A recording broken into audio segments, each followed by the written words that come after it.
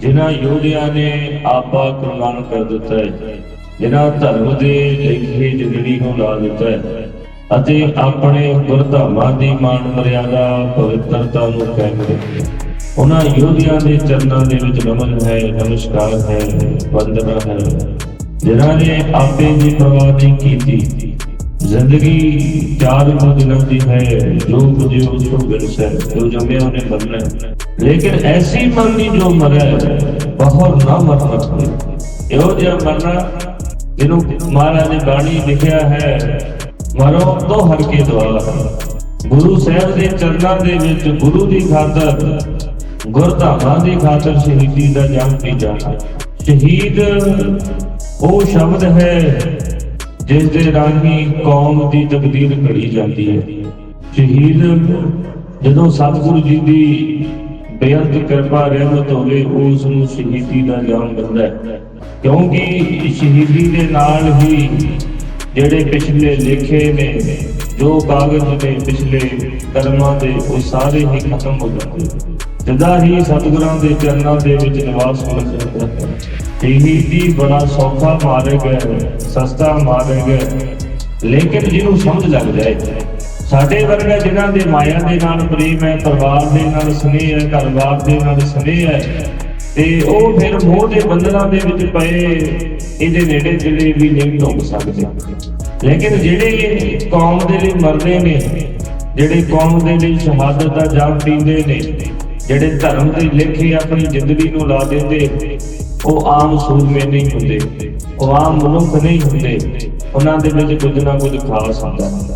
1984 ਦੇ ਵਰਤਾਰੇ ਦੀ ਆਪਾਂ ਜਦੋਂ ਗੱਲ ਕਰਦੇ ਆ, ਭਾਵੇਂ ਇਹ ਭਾਣਾ ਜਿਹੜਾ ਹੈ 1984 ਦੇ ਵਿੱਚ ਵਾਪਰਦਾ ਹੈ, ਲੇਕਿਨ ਇਹਦੀ ਪਿੱਠ ਵਰਤੀ ਜਿਹੜੀ ਹੈ, ਇਹਦੀ ਬੈਕਗ੍ਰਾਉਂਡ ਜਿਹੜੀ ਹੈ, ਇਹ ਬੜੇ ਪਹਿਲਾਂ ਤੋਂ ਸ਼ੁਰੂ ਹੋ ਜਾਂਦੀ ਹੈ। 1947 ਦੇ ਵਿੱਚ ਦੇਸ਼ ਦੀ ਵੰਡ ਹੁੰਦੀ ਹੈ। ਜੇ ਦੇਸ਼ ਦੀ ਵੰਡ ਦੀ ਗੱਲ ਕਰੀਏ, ਇਹਦੇ ਵਿੱਚ ਵੀ ਸਿਰਫ ਦੇਸ਼ ਪੰਜਾਬ ਹੀ ਵੰਡਿਆ ਗਿਆ। ਸਾਡਾ ਬਹੁਤਾ ਹਿੱਸਾ ਸਾਡੇ ਗੁਰਧਾਮ ਗੁਰੂ ਨਾਨਕ ਸਾਹਿਬ ਦਾ ਪ੍ਰਕਾਸ਼ ਸਥਾਨ, ਸੱਚੇ ਸੌਦੇ ਵਾਲੀ ਥਾਂ, ਪੰਜਾ ਸਾਹਿਬ, ਡੇਰਾ ਸਾਹਿਬ, ਇਹ ਸਾਡੇ ਕਿੰਨੇ ਗੁਰਧਾਮ ਜਿਹੜੇ ਸਨ ਇਹ ਦੂਸਰੇ ਮੁਲਕ ਪਾਕਿਸਤਾਨ ਦੇ ਵਿੱਚ ਰਹਿ ਗਏ। ਅੰਗਰੇਜ਼ਾਂ ਨੇ ਸਿੱਖ ਲੀਡਰਾਂ ਨੂੰ ਬੁਲਾਇਆ, ਸਮਝਾਇਆ ਕਿ ਤੁਸੀਂ ਗੁਲਾਮ ਹਿੰਦੂ ਲਿਖਿਆ ਹੈ, जिस दिन इन्हें आजाद होना है ये जिहड़ा गोरे दे नालों भी तुहानूं वध तंग करेगा। लेकिन उस वेले दे जिहड़े सिख सरदार सन ਉਹ ਨਹਿਰੂ ਦੀਆਂ ਗੱਲਾਂ ਦੇ ਵਿੱਚ ਆ ਗਏ। ਨਹਿਰੂ ਨੇ ਵਾਅਦੇ ਕੀਤੇ ਕਿ ਤੁਹਾਨੂੰ ਵੱਖਰਾ ਖਿੱਤਾ, ਵੱਖਰੀ ਪਾਵਰ, ਵੱਖਰੇ ਇਖਤਿਆਰ ਦਿੱਤੇ ਜਾਣਗੇ। ਹਿੰਦੁਸਤਾਨ ਜਿਹੜਾ ਹੈ ਅੱਜ ਵੀ ਸੰਵਿਧਾਨ ਵਿੱਚ ਲਿਖਿਆ ਗਿਆ ਹੈ कि ਇਹਦੇ ਵਿੱਚ ਫੈਡਰਲ ਸਟਰਕਚਰ ਹੈ। ਫੈਡਰਲ ਸਟਰਕਚਰ ਦਾ ਮਤਲਬ ਹੁੰਦਾ ਹੈ ਇਹ ਵੱਖ-ਵੱਖ ਗਣਾਂ ਦਾ ਰਾਜਾਂ ਦਾ ਸਮੂਹ ਹੈ। ਇਹਦੇ ਵਿੱਚ ਵਿਭਿੰਨਤਾ ਹੈ, ਡਾਈਵਰਸਿਟੀ ਹੈ, ਤੇ ਇਹ ਅਲੱਗ-ਅਲੱਗ ਰਾਜਾਂ ਨੂੰ ਮਿਲ ਕੇ ਇੱਕ ਗਣਤੰਤਰ ਬਣਦਾ ਹੈ। ਤੇ ਉਹਨਾਂ ਰਾਜਾਂ ਦੀ ਆਪਣੀ ਵੱਖਰੀ ਬੋਲੀ ਹੈ, ਵੱਖਰੇ ਖਿੱਤੇ ਨੇ, ਉਹਨਾਂ ਦੇ ਧਰਮ ਵੱਖਰੇ ਨੇ, ਉਹਨਾਂ ਦੇ ਰੀਤੀ ਰਿਵਾਜ ਵੱਖਰੇ ਨੇ, ਤੇ ਉਹਨਾਂ ਨੂੰ ਆਪਣੇ ਧਰਮਾਂ ਦੀ ਆਜ਼ਾਦੀ ਰਹੇਗੀ। ਕੁਝ ਕੁ ਇਹੋ ਜਿਹੀਆਂ ਰਿਆਸਤਾਂ ਸਨ ਜਿਵੇਂ ਜੰਮੂ ਕਸ਼ਮੀਰ ਹੈ, ਇੱਥੇ ਆਪਣਾ ਵੱਖਰਾ ਰਾਜ ਚੱਲਦਾ ਸੀ, ਇਹਨਾਂ ਦਾ ਵੱਖਰਾ ਰਾਜ ਸੀ। ਨਹਿਰੂ ਨੇ ਇਹਨਾਂ ਦੇ ਨਾਲ ਵਾਅਦੇ ਕੀਤੇ ਕਿ ਅਸੀਂ ਤੁਹਾਨੂੰ 2-4 ਚੀਜ਼ਾਂ ਦੇਵਾਂਗੇ, ਜਿਹਦੇ ਵਿੱਚ ਸਿਹਤ ਹੈ, ਜਿਹਦੇ ਵਿੱਚ ਦੂਰ ਸੰਚਾਰ, ਜਿਹਦੇ ਵਿੱਚ ਮਿਲਟਰੀ ਹੈ, ਇਹ ਤੁਹਾਨੂੰ ਅਸੀਂ ਦੇਵਾਂਗੇ। ਬਾਕੀ ਤੁਸੀਂ ਆਪਣਾ ਰਾਜ ਭਾਗ ਆਪਣੇ ਢੰਗ ਨਾਲ ਚਲਾ ਸਕੋਗੇ ਤੇ ਬਦਲੇ ਦੇ ਵਿੱਚ ਤੁਹਾਨੂੰ ਸਾਡੇ ਨਾਲ ਰਹਿਣਾ ਪਵੇਗਾ। ਤੇ ਜੰਮੂ ਕਸ਼ਮੀਰ ਦੇ ਜਿਹੜੇ ਰਾਜੇ ਸਨ ਉਹਨਾਂ ਨੇ ਹਿੰਦੁਸਤਾਨ ਦੀ ਸਰਕਾਰ ਦੇ ਨਾਲ ਸੰਧੀ ਕਰਕੇ ਹਿੰਦੁਸਤਾਨ ਦੇ ਨਾਲ ਰਹਿਣਾ ਕਬੂਲ ਕਰ ਲਿਆ ਕਿ ਉਹਨਾਂ ਨੂੰ ਵੱਖਰੇ ਇਖਤਿਆਰ, ਜਿਹੜੀ ਪਿੱਛੇ ਧਾਰਾ 370 ਦੀ ਆਪਾਂ ਗੱਲ ਕਰਦੇ ਹਾਂ ਧਾਰਾ, ਉਹ ਵੱਖਰੇ ਪਾਵਰ ਦੇ ਵਜੋਂ ਉਹਨਾਂ ਨੂੰ ਦਿੱਤੀ ਗਈ ਸੀ। ਸਿੱਖਾਂ ਦੇ ਨਾਲ ਇਹਨਾਂ ਮਤਰੇਈ ਵਾਲਾ ਸਲੂਕ ਕੀਤਾ ਹੈ। ਸਿੱਖਾਂ ਨੂੰ ਜ਼ਰਾਇਲ ਪੇਸ਼ਾ ਕੌਮ ਕਹਿ ਕੇ ਪੁਕਾਰਿਆ ਗਿਆ ਹੈ। ਸਾਡੀ ਵੱਖਰੀ ਆਇਡੈਂਟੀਟੀ ਨਹੀਂ ਦਿੱਤੀ ਗਈ, ਸਾਡਾ ਆਨੰਦ ਕਾਰਜ ਐਕਟ ਨਹੀਂ ਪਾਸ ਕੀਤਾ ਹੈ। ਸਿੱਖਾਂ ਨੂੰ ਕੇਸਾਧਾਰੀ ਹਿੰਦੂ ਸੰਵਿਧਾਨ ਦੇ ਵਿੱਚ ਲਿਖ ਦਿੱਤਾ ਗਿਆ ਤੇ ਉਹ ਕਰਕੇ ਫਿਰ ਜਿਹੜੀ ਸਾਡੀ ਸ਼ੁਰੂ ਤੋਂ ਹੀ ਇਹ ਸਰਕਾਰ ਦੇ ਨਾਲ ਇਹ ਟਸਲ ਰਹੀ ਹੈ ਕਿ ਸਾਨੂੰ ਸਾਡੇ ਜਿਹੜੇ ਵੱਧ ਅਧਿਕਾਰ ਨੇ ਜੋ ਸਾਡੇ ਨਾਲ ਤੁਸਾਂ ਨੇ ਵਾਅਦੇ ਕੀਤੇ ਸੀ ਦਿੱਤੇ ਜਾਣ, ਪੂਰੇ ਕੀਤੇ ਜਾਣ। ਲੇਕਿਨ ਨਹਿਰੂ ਨੇ ਕਹਿ ਦੇਣਾ ਕਿ ਬਦਲੇ ਹੋਏ ਸਮਾਜ ਦੇ ਵਿੱਚ ਬਦਲੀਆਂ ਗੱਲਾਂ ਕਰੋ, ਪਿਛਲੀਆਂ ਗੱਲਾਂ ਭੁੱਲ ਜਾਓ, ਉਹ ਫਿਰ ਜ਼ਖਮਾਂ ਦੇ ਲਹੂ ਛਿੜਕਣ ਦੇ ਬਰਾਬਰ ਸੀ। ਅਜੇ ਕੁਝ ਹੀ ਸਾਲ ਬੀਤੇ ਸਨ ਤੇ 1955 ਦੇ ਲਗਭਗ ਹਿੰਦੁਸਤਾਨ ਦੀ ਸਰਕਾਰ ਨੇ ਉਸ ਵੇਲੇ ਪੁਲਿਸ ਨੂੰ ਸ੍ਰੀ ਦਰਬਾਰ ਸਾਹਿਬ ਦੇ ਵੱਲ ਭੇਜ ਦਿੱਤਾ ਸੀ। ਸਮਾਂ ਆਇਆ ਪੰਜਾਬ ਦੇ ਵਿੱਚ ਨਕਲੀ ਗੁਰੂ ਡੰਮ ਵੱਡੇ ਜ਼ੋਰਾਂ ਦੇ ਚਲਾਇਆ ਗਿਆ। ਸਰਕਾਰ ਦੇ ਵੱਲੋਂ ਜਿਹੜਾ ਹੈ ਬੜਾ ਜ਼ੋਰ ਦੇ ਕੇ ਨਿਰੰਕਾਰੀਆਂ ਨੂੰ ਪੰਜਾਬ ਦੇ ਵਿੱਚ ਆਪਣੇ ਪ੍ਰਚਾਰ ਕਰਨ ਦੀ ਖੁੱਲ੍ਹ ਦਿੱਤੀ ਗਈ। ਕੋਈ ਆਪਣੇ ਧਰਮ ਦਾ ਪ੍ਰਚਾਰ ਕਰੇ, ਕੋਈ ਫਰਕ ਨਹੀਂ, ਕੋਈ ਗਲਤ ਨਹੀਂ, ਪਰ ਇਹ ਪ੍ਰਚਾਰ ਸਿੱਖੀ ਦੇ ਉਲਟ ਕਰਦੇ ਆਪਣੇ ਆਪ ਨੂੰ ਗੁਰੂ ਸਾਹਿਬਾਨਾਂ ਤੋਂ ਉੱਚਾ ਦਰਸਾਉਂਦੇ ਸੀ। ਤੇ ਉਸ ਨਿਰੰਕਾਰੀ ਗੁਰਬਚਨੇ ਦਾ ਕਹਿਣਾ ਕਿ ਤੁਹਾਡੇ ਗੁਰਾਂ ਨੇ 5 ਪਿਆਰੇ ਥਾਪੇ ਤੇ ਮੈਂ ਤੁਹਾਨੂੰ 7 ਸਿਤਾਰੇ ਥਾਪਾਂਗਾ, ਤੇ ਤੁਹਾਨੂੰ ਅਸੀਂ ਅੱਜ ਚੱਲਿਆ ਨਾ ਪਿੱਛੇ ਝੂਠੇ ਸੌਦੇ ਵਾਲਾ, ਇਹ ਵੀ ਸਰਕਾਰ ਦਾ ਭੇਜਿਆ ਏਜੰਟ ਕਿਹੜਾ ਕਹਿੰਦਾ ਤੁਹਾਡੇ ਗੁਰੂ ਨੇ ਤੁਹਾਨੂੰ ਅੰਮ੍ਰਿਤ ਛਕਾਇਆ, ਮੈਂ ਤੁਹਾਨੂੰ ਜਾਮੇ ਇਨਸਾਫ ਬੁਲਾਵਾਂਗਾ। ਇਹ ਵਾਰ-ਵਾਰ ਸਿੱਖਾਂ ਨੂੰ ਚੈੱਕ ਕਰਦੇ ਨੇ, ਉਹਨਾਂ ਦੇ ਕਰੰਟ ਨੂੰ ਹੱਥ ਲਾ ਕੇ ਵੇਖਦੇ ਨੇ।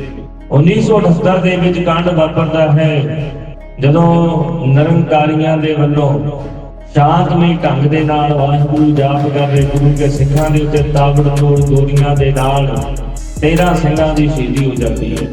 ਉਸ ਤੋਂ ਪਹਿਲਾਂ ਧਰਮ ਯੁੱਧ ਮੋਰਚਾ ਚੱਲ ਰਿਹਾ ਹੈ ਜਿਹੜਾ ਕਿ ਆਖਰੀ ਦਮ ਦੇ ਉੱਤੇ ਹੈ। ਅਕਾਲੀ ਦਲ ਦੀ ਸਰਕਾਰ ਦੇ ਵੇਲੇ ਇਹ ਮੋਰਚਾ ਚੱਲ ਰਿਹਾ ਤੇ ਉਹਨਾਂ ਦੇ ਪਾਸੋਂ ਇਹ ਮੋਰਚਾ ਸੰਭਾਲਿਆ ਸੰਭਲ ਨਹੀਂ ਰਿਹਾ। ਇਸ ਮੋਰਚੇ ਦੇ ਵਿੱਚ ਮਹਾਂਪੁਰਖਾਂ ਦਾ ਆਉਣਾ, ਸੰਤ ਗਿਆਨੀ ਜਰਨੈਲ ਸਿੰਘ ਦਾ, ਤੇ ਉਹ ਮੋਰਚੇ ਨੂੰ ਇੱਕ ਨਵੀਂ ਰੂਹ ਦੇ ਗਿਆ। ਰੋਜ਼ਾਨਾ ਹਜ਼ਾਰਾਂ ਦੀ ਗਿਣਤੀ ਦੇ ਵਿੱਚ ਗੁਰੂ ਦੀਆਂ ਸੰਗਤਾਂ ਜੇਲ੍ਹ ਭਰੋ ਅੰਦੋਲਨ ਦੇ ਤਹਿਤ ਗ੍ਰਿਫਤਾਰੀਆਂ ਦੇਣ ਦੇ ਲਈ ਆਉਣੀਆਂ ਸ਼ੁਰੂ ਹੋ ਗਈਆਂ। 1984 ਤੱਕ ਇਹ ਵਰਤਾਰਾ ਵਰਤ ਰਿਹਾ ਸੀ। ਸਿੱਖਾਂ ਦੇ ਵੱਲੋਂ ਆਨੰਦਪੁਰ ਸਾਹਿਬ ਦਾ ਮਤਾ ਲਿਆਂਦਾ ਗਿਆ।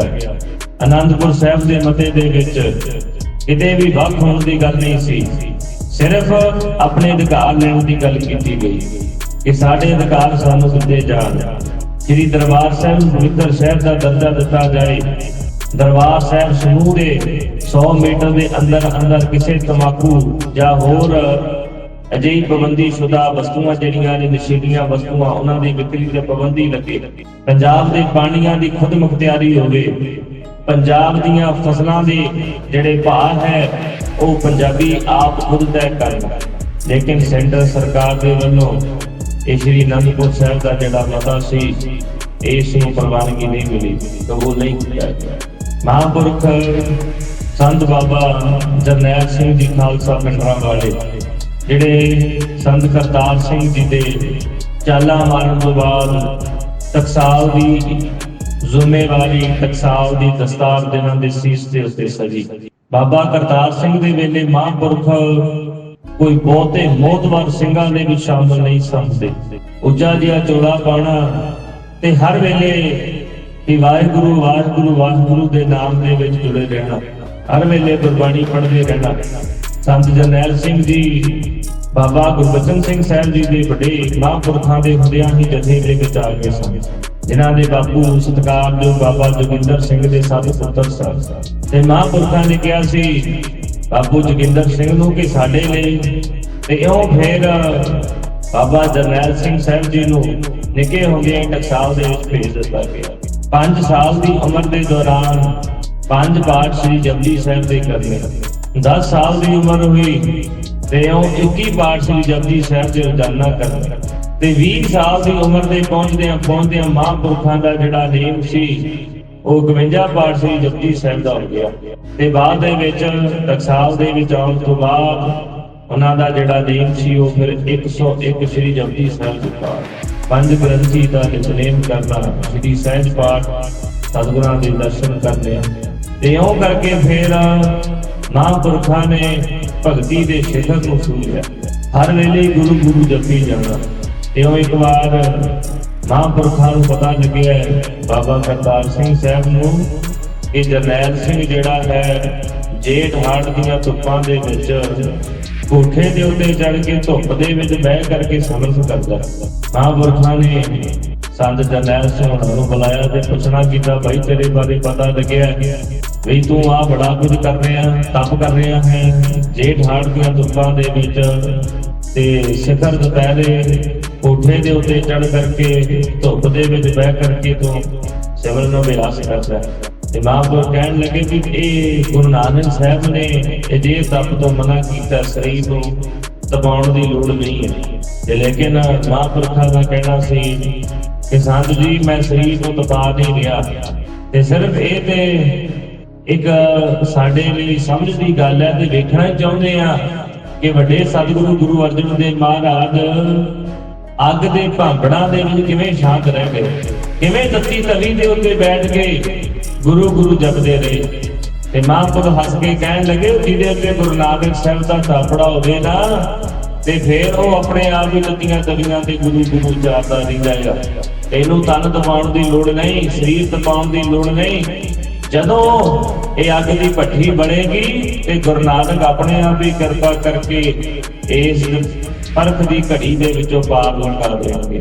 ਤੇ ਮਹਾਂਪੁਰਖਾਂ ਨੇ ਸੀਸ ਨਿਭਾ ਦਿੱਤਾ ਤੇ ਕਹਿੰਦੇ ਇਹ ਸਰੀਰ ਤੇਰਾ ਬੜਾ ਕੀਮਤੀ ਹੈ, ਇਹਨੇ ਧਰਮ ਦੇ ਵੱਡੇ ਕਾਰਜ ਕਰਨੇ, ਇਹਨੂੰ ਸੰਭਾਲ ਕੇ ਰੱਖ। ਤੇ ਉਸ ਦਿਨ ਤੋਂ ਬਾਅਦ ਫਿਰ ਮਹਾਂਪੁਰਖਾਂ ਨੇ ਇਹ ਜਿਹੜਾ ਕਾਰਜ ਸੀ ਤਿਆਗ ਦਿੱਤਾ। ਜਦੋਂ ਬਾਬਾ ਕਰਤਾਰ ਸਿੰਘ ਸਾਹਿਬ ਜੀ ਚਾਲਾ ਮਾਰਦੇ ਨੇ ਐਕਸੀਡੈਂਟ ਦੇ ਦੌਰਾਨ ਸੱਚਖੰਡ ਬਿਆਨਾ ਕਰ ਜਾਂਦੇ ਹਨ, ਉਹਨਾਂ ਤੋਂ ਬਾਅਦ ਜਿਹੜੀ ਹੈ ਟਕਸਾਲ ਦੀ ਜ਼ਿੰਮੇਵਾਰੀ ਸੰਤ ਗਿਆਨੀ ਜਰਨੈਲ ਸਿੰਘ ਸਾਹਿਬ ਜੀ ਦੇ ਮੋਢਿਆਂ ਦੇ ਉੱਤੇ ਹੁੰਦੀ ਹੈ। ਪਹਿਲਾ ਦਿਨ ਹੈ ਜਿਸ ਦਿਨ ਦਸਤਾਰ ਬੰਦੀ ਹੋਈ ਹੈ ਮਹਾਂਪੁਰਖਾਂ ਦੀ। ਸਿੱਖ ਸਮਾਜ ਦੀਆਂ ਜਿਹੜੀਆਂ ਜਥੇਬੰਦੀਆਂ ਨੇ, ਜਿਹੜੀਆਂ ਸੰਸਥਾਵਾਂ ਨੇ, ਟਕਸਾਲਾਂ, ਦਲਾਂ ਪੰਥਾਂ ਦੇ ਰਾਜਨੀਤਿਕ ਲੀਡਰ ਸਾਰੇ ਮਹਾਂਪੁਰਖਾਂ ਦੀ ਦਸਤਾਰ ਬੰਦੀ ਵਾਲੇ ਦਿਨ ਪਹੁੰਚੇ ਤੇ ਉਹ ਵੇਖਣਾ ਚਾਹੁੰਦੇ ਸੀ ਜਿਹੜਾ ਅੱਜ ਤੱਕ ਕਦੀ ਸਟੇਜ ਤੇ ਬੋਲਿਆ ਨਹੀਂ, ਜਿਹੜਾ ਡੰਗਰਾਂ ਦੇ ਵਿੱਚ ਕੰਮ ਕਰਨ ਵਾਲਾ ਹੈ, ਜਿਹੜਾ ਇਕੱਲੇ ਵਿੱਚ ਬੈਠ ਕਰਕੇ ਗੁਰੂ ਗੁਰੂ ਜਪਣ ਵਾਲਾ ਹੈ। ਤੇ ਐਡੀ ਵੱਡੀ ਜਿਹਨੂੰ ਜ਼ਿੰਮੇਵਾਰੀ ਮਿਲ ਗਈ ਤੇ ਹੁਣ ਉਹ ਸਟੇਜ ਤੇ ਖੜ ਕੇ ਬੋਲੇਗਾ ਕਿਵੇਂ? ਕੁਝ ਤੇ ਸਿਰਫ ਚੈੱਕ ਕਰਨ ਆਏ, ਵੇਖਣ ਆਏ ਸਨ। ਜਦੋਂ ਫਿਰ ਸਾਰਿਆਂ ਨੇ ਪਹਿਲਾਂ ਬੋਲਿਆ ਤੇ ਅੰਤ ਦੇ ਵਿੱਚ ਮਹਾਂਪੁਰਖਾਂ ਦੀ ਵਾਰੀ ਆਈ ਧੰਨਵਾਦ ਕਰਨ ਦੀ। ਉਸ ਤੋਂ ਪਹਿਲਾਂ ਪ੍ਰਕਾਸ਼ ਸਿੰਘ ਬਾਦਲ ਬੋਲਿਆ ਤੇ ਕਹਿਣ ਲੱਗਾ ਕਿ ਮੈਂ ਸੰਤ ਜੀ ਦੇ ਚਰਨਾਂ ਵਿੱਚ ਬੇਨਤੀ ਕਰਦਾ ਹਾਂ ਕਿ ਜੇ ਸੰਤ ਗਿਆਨੀ ਕਰਤਾਰ ਸਿੰਘ ਸਾਹਿਬ ਜੀ ਦੀ ਯਾਦ ਦੇ ਵਿੱਚ ਕੋਈ ਵੀ ਯਾਦਗਾਰ ਬਣਾਉਣਾ ਚਾਹੁੰਦੇ ਹੋ, ਕੋਈ ਰਿਸਰਚ ਚੇਅਰ ਸਥਾਪਿਤ ਕਰਨੀ ਹੈ, ਕੋਈ ਕਾਲਜ ਬਣਾਉਣਾ ਹੈ, ਕੋਈ ਹਸਪਤਾਲ ਬਣਾਉਣਾ ਹੈ, ਤੇ ਉਹ ਫਿਰ ਪੰਜਾਬ ਸਰਕਾਰ ਨੂੰ ਦੱਸ ਦੇਣ। ਪੰਜਾਬ ਸਰਕਾਰ ਉਹਨਾਂ ਦੀ ਯਾਦਗਾਰ ਕਾਇਮ ਕਰ ਦੇਗੀ। ਜਿੱਥੇ ਵੀ ਲੋੜ ਹੋਈ ਤੇ ਸਾਨੂੰ ਦੱਸ ਦੇ। ਮਹਾਂਪੁਰਖਾਂ ਦੀ ਵਾਰੀ ਆਈ, ਉਹਨਾਂ ਨੇ ਸਾਰੀਆਂ ਸੰਸਥਾਵਾਂ, ਟਕਸਾਲਾਂ, ਦਲਾਂ, ਪੰਥਾਂ ਮਹਾਂਪੁਰਖਾਂ ਦਾ ਸਤਿਕਾਰ ਕੀਤਾ, ਸਾਰਿਆਂ ਨੂੰ ਨਮਨ ਕੀਤਾ, ਸਾਰਿਆਂ ਦਾ ਧੰਨਵਾਦ ਕੀਤਾ। ਤੇ ਜਦੋਂ ਗੱਲ ਪੰਜਾਬ ਸਰਕਾਰ ਦੀ ਆਈ ਤੇ ਮਹਾਂਪੁਰਖ ਕਹਿਣ ਲੱਗੇ ਕਿ ਪੰਜਾਬ ਸਰਕਾਰ ਦੇ ਮੁੱਖ ਮੰਤਰੀ ਨੇ ਬੋਲਿਆ ਹੈ ਕਿ ਜੇ ਟਕਸਾਲ ਨੂੰ ਲੋੜ ਹੈ ਤੇ ਉਹ ਫਿਰ ਕੋਈ ਚੀਜ਼ ਸਾਡੇ ਕੋਲੋਂ ਮੰਗ ਸਕਦੀ। ਤੇ ਮਹਾਂਪੁਰਖ ਕਹਿਣ ਲੱਗੇ ਤੇ ਇਹ ਗੱਲ ਮੈਂ ਸਾਫ਼ ਕਰ ਦੇਣੀ ਚਾਹੁੰਦਾ ਕਿ ਟਕਸਾਲ ਗੁਰੂ ਕਲਗੀਧਰ ਪਿਤਾ ਮਹਾਰਾਜ ਦੇ ਥਾਪੜੇ ਦੇ ਨਾਲ ਸ਼ੁਰੂ ਹੋਈ ਹੈ।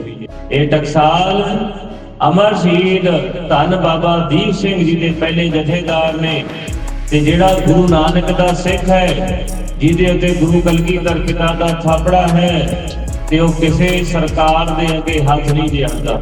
ਤੇ ਸਾਡਾ ਕਹਿਣਾ ਹੈ ਪੰਜਾਬ ਸਰਕਾਰ ਨੂੰ, ਜੇ ਪੰਜਾਬ ਸਰਕਾਰ ਦਾ ਕਿਤੇ ਕੰਮ ਅੜਦਾ ਹੋਵੇ ਤੇ ਟਕਸਾਲ ਨੂੰ ਦੱਸ ਦੇ ਤੇ ਟਕਸਾਲ ਪੂਰੀ ਕਰ ਦੇਵੇਗੀ। ਤੇ ਟਕਸਾਲ ਨੂੰ ਕਿਸੇ ਕਾਰਜ ਦੇ ਵਿੱਚ ਪੰਜਾਬ ਸਰਕਾਰ ਦੀ ਲੋੜ ਨਹੀਂ।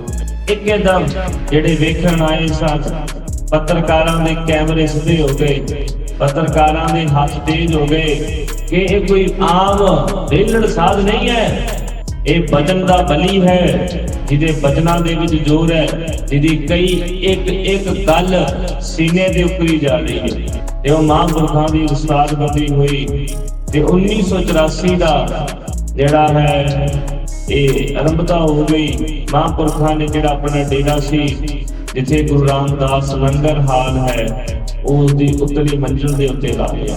ਸਾਰਾ ਦਿਨ ਗੁਰੂ ਦੀਆਂ ਸੰਗਤਾਂ ਦਾ ਤਾਂਤਾ ਲੱਗਿਆ ਰਹਿੰਦਾ, ਦੇਸ਼ਾਂ ਵਿਦੇਸ਼ਾਂ ਦੇ ਵਿੱਚੋਂ ਪੱਤਰਕਾਰ ਆ ਰਹੇ ਨੇ ਤੇ ਇਹ ਗੱਲ ਸਰਕਾਰ ਵੱਲੋਂ ਫੈਲਾਈ ਜਾ ਰਹੀ ਹੈ ਕਿ ਭਿੰਡਰਾਂ ਵਾਲੇ ਨੇ ਸ੍ਰੀ ਹਰਿਮੰਦਰ ਸਾਹਿਬ ਦੇ ਅੰਦਰ ਆਪਣਾ ਜਿਹੜਾ ਹੈ ਅਸਲਾ ਬਣਾਉਣ ਦੀ, ਬਰੂਦ ਬਣਾਉਣ ਦੀ ਫੈਕਟਰੀ ਲਾਈ ਹੋਈ ਹੈ।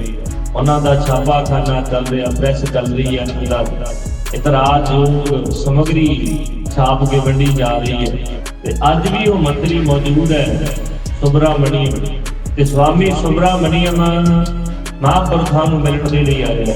ਉਹਨੇ ਸਮੁੱਚੇ ਦਰਬਾਰ ਸਾਹਿਬ ਕੰਪਲੈਕਸ ਦਾ ਦੌਰਾ ਕੀਤਾ ਹੈ, ਸਾਰੇ ਕਮਰੇ ਵੇਖੇ। ਜਿਹਨਾਂ ਕਮਰਿਆਂ ਦੀ ਗੱਲ ਚੱਲਦੀ ਸੀ ਕਿ ਇਹਨਾਂ ਕਮਰਿਆਂ ਦੇ ਵਿੱਚ ਪ੍ਰੈਸ ਚੱਲਦੀ ਹੈ, ਇੱਥੇ ਬਾਜੂ ਮਸਲਾ ਬਣਾਉਣ ਦਾ ਕਾਰਖਾਨਾ ਹੈ, ਸਾਰਾ ਕੁਝ ਵੇਖਿਆ ਨੂੰ ਤੇ ਆਖਰ ਵਿੱਚ ਸੁਬਰਾਮਣੀਅਮ ਨੂੰ ਕਹਿਣਾ ਪਿਆ ਕਿ ਸੰਤ ਗਿਆਨੀ ਜਰਨੈਲ ਸਿੰਘ ਸਾਹਿਬ ਜੀ ਦਾ ਕੋਈ ਕਸੂਰ ਨਹੀਂ।